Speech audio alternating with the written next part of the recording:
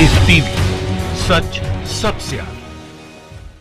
दोस्तों, मैं बात हफीज हूं। भारतीय जनता पार्टी किसी भी कीमत पर बंगाल के चुनाव जीतना चाहती है। इसीलिए लोगों का मानना है कि वहां पर वो हालात खराब करने के काम कर रही है, हिंसा का माहौल बना रही है, जिससे कि फायदा सीधे सीधे बीजेपी को मिले।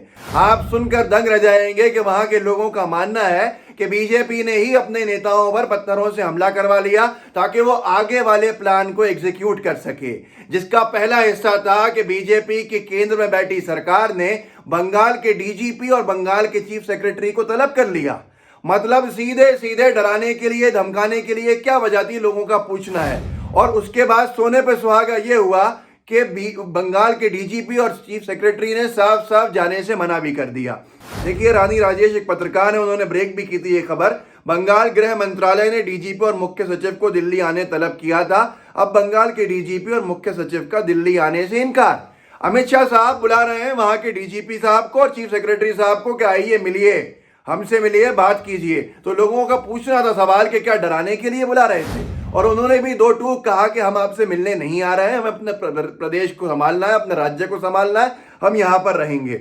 अब यही चीजें हैं कि बीजेपी के एक के बाद एक नेताओं के बयान भी आ रहे हैं, ऐसे बयान जिनसे हालात खराब हो जाएं, ऐसे बयान कि किसी भी कीमत पर बंगाल को जीतने के लिए रास्ते बनाए जाएं।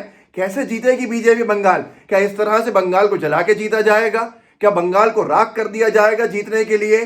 किस तरह के हालात बनाए जा रहे हैं बंगाल के अंदर, जो भविष्य के लिए बहुत घातक हैं और बड़े ही खतरनाक हैं। आए दिन इस तरह के विवाद के राज्यपाल महोदय भी अपने पूर्व पुराने दिनों को याद करके कूद पड़े हैं और बीजेपी का लोग कह रहे हैं कि ये बीजेपी का काम कर रहा है। ऐसा बड़ा आरोप तो कभी लगा नहीं था। मैं आगे बता दूंगा कि किस तरह से लोग क्या कह रहे हैं उनके बारे में। और भी बड़ी बड़ी प्रज्ञा ठाकुर ने ऐसा बयान दिया है कि आप सोच भी नहीं सकते। लेकिन उससे पहले साहब, बंगाल के चुनाव को जीतने के लिए अपना मास्टर कार्ड जो है वो चलाया है बीजेपी ने।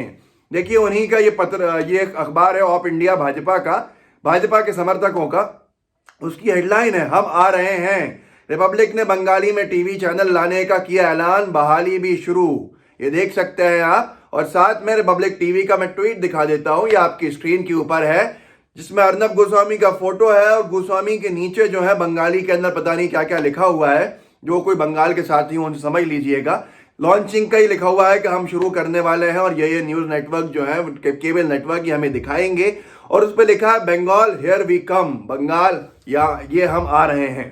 तो आप सोच सकते हैं कि अर्नब गोस्वामी जो उनके मास्टर कार्ड है नफरत फैलाने के लिए, माहौल खराब करने के लिए, हंगामे जिस तरह के गलत ढंग से होते हैं वो कराने के लिए, बीजेपी के लिए मीडिया का जरिया इख्तियार करके, मीडिया का चेहरा बना के काम करने वालों को अब भेज रहे हैं। क्या ये वहां जहर घोलेंगे? क्या ये वहां हिंदू और मुसलमानों को लड़ाएंगे, जैसा इनका पूरा पुराना इतिहास रहा है अभी तक? तो आप समझ सकते हैं कि बीजेपी हर वो गलत काम कर रही है जिससे बंगाल के चुनाव जीते जा सके। तो आप सोच लीजिए कि क्या क्या दिन देखने हैं आगे कि पेट्रोल के साथ व्यक्ति जाता है, अर्नब गोस्वामी नाम का, वो जाने वाले हैं बंगाल, पेट्रोल लेके जाएंगे, छिड़काव करेंगे अपने खबरों से, अपनी गलत तरीके की रिपोर्टिंग से, जिससे नुकसान वहां के भाईचारे पे होगा और फायदा बीजेपी को पहुंचेगा। तो एक ही सवाल है कि जला के बीजेपी उसको उस तरह से अपने कब्जे के अंदर करेगी बंगाल को। तो ये दुखद है। और दुखद इसलिए भी है कि बंगाल के अंदर पहली बार, आपने नाम भी नहीं सुना होगा, एक ऐसे पूर्व में भाजपा के सांसद रहे झुंझुनू से,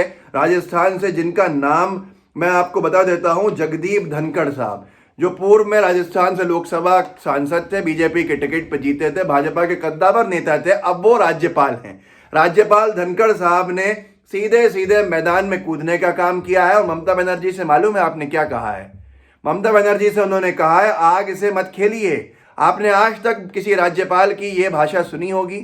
नहीं सुनी होगी, कभी नहीं सुनी होगी। इससे पहले इनके बारे में सुना जो ये आज कह रहे हैं कि बंगाल में लॉ ऑर्डर की सिचुएशन है, बंगाल के अंदर हालात खराब हैं, मैं मजबूर हूं सामने आने के अंदर। लेकिन उनका ये बयान कोई भी मुझे समझा दे जिससे मुझे समझ में आए कि वो क्या कहना चाहते थे। उनका बयान था ममता बनर्जी को कि आग से मत खेलिए।